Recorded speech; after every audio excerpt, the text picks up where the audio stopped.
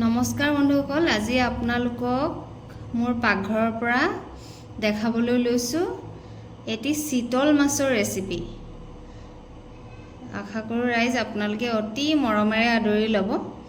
পোনপ্ৰথমে মই লৈছোঁ ক'লা জিৰা, কেঁচা জলকীয়া, বগা সৰিয়হ, বিলাহী, নিমখ, মিঠাতেল আৰু হালধি লৈছোঁ।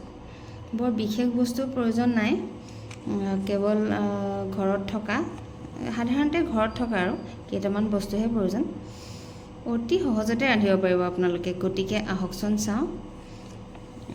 সৰিয়হখিনি প্ৰথমে সৰিয়হখিনি চাহৰ কাপেৰে একাপ লৈছোঁ।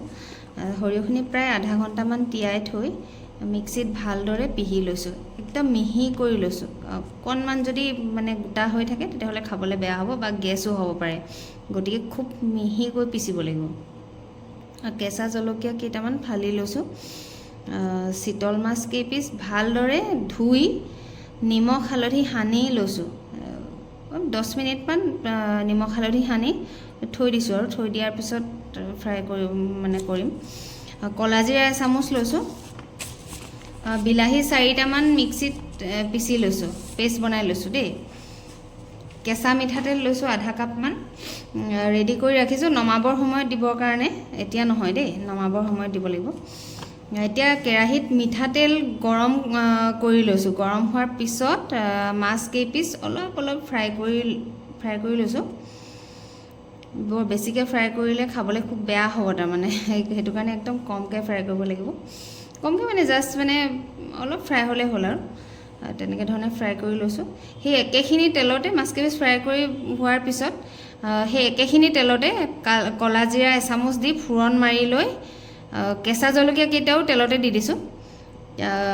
তাৰপিছত সৰিয়হ পেষ্টটো দি অলপ লৰাই বিলাহী পেষ্টটো দি দিছোঁ। তাৰপিছত বিলাহী পেষ্টটো দি ধুনীয়াকৈ লৰাই দিছোঁ। লৰাই তাৰপিছতে হালধি জোখমতে দিছোঁ। মই প্ৰায় এচামুচ বুলিয়ে ধৰক, এচামুচে দিছোঁ। হালধি ভালদৰে লৰাই দিছোঁ যাতে হালধিখিনি গোট মাৰি নাযায়। হালধি গোট মাৰিলে আকৌ খাবলৈ খুব বেয়া হয় দেই, হালধি গোট মাৰিব নিদিব। হালধিখিনি খুব ধুনীয়াকৈ মিক্স হৈ যোৱাকৈ লৰাব লাগিব। তাৰমানে হালধি গোন্ধায়ো থাকিব পাৰে যদি গোট মাৰি যায়।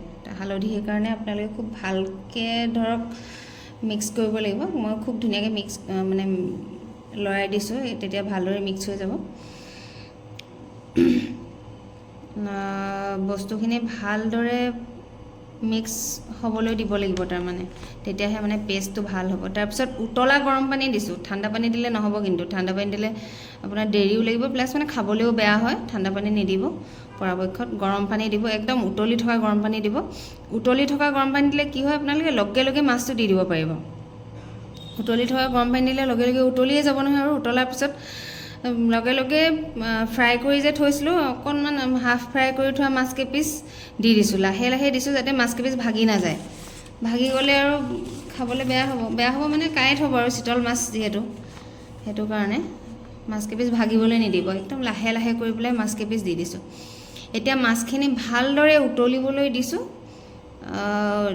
ঢাকি দিছোঁ, ঢাকনি দি দিছোঁ আৰু একদম গেছটো কমাই দিছোঁ। মই ইণ্ডাকশ্যনলৈ লৈ আহিলোঁ, তাৰমানে গেছত অকণমান দিগদাৰী হয় ষ্টিমটো কমাবলৈ। ইণ্ডাকশ্যনত মিলাব পাৰি ধুনীয়াকৈ, সেইটো কাৰণে ইণ্ডাকশ্যনত লৈ আহিছোঁ। ষ্টিমটো একদম কম কৰি দিছোঁ যাতে মাছৰ জোলখিনি উতলি পৰি নাযায়। মাছৰ জোলখিনি পৰিলে আকৌ বেয়া লাগিব। ইমান ধুনীয়াকৈ বনাই কষ্ট কৰি আকৌ মাছৰ জোলখিনি পৰি যাব। মাছৰ জোলটোৱে ভাল আচলতে খাবলৈ, খুব ধুনীয়া হয় খাবলৈ। আধা ঘণ্টামান উতলিবলৈ দিছোঁ দেই, প্ৰায় আধা ঘণ্টা বুলি কৈছোঁ আৰু। ধুনীয়াকৈ উতলাৰ পিছত যেতিয়া মাছৰ ৰসটো ওলাব, ধুনীয়া এটা কালাৰ হৈ যাব একেবাৰে।